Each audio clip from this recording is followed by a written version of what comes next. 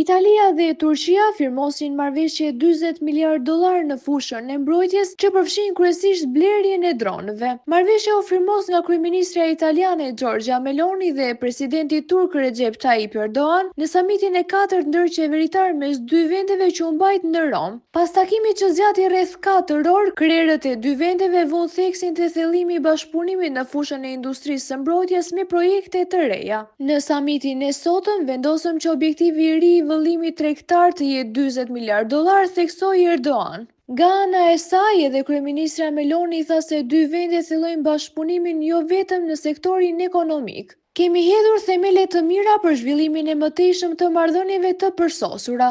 Marrëdhënia jonë me Turqinë shkon përtej marrëdhënieve ekonomike. Në skenarin euro-mesdhetar, ne jemi vende aleate brenda kuadrit Aleancës Atlantike, u shpreh kryeministra e Italisë. Në fokus të takimit të kryeministres Meloni dhe presidentin turk ishte edhe lufta në Ukrainë e Gazas, ku dy liderët theksuan nevojën e armëpushimit.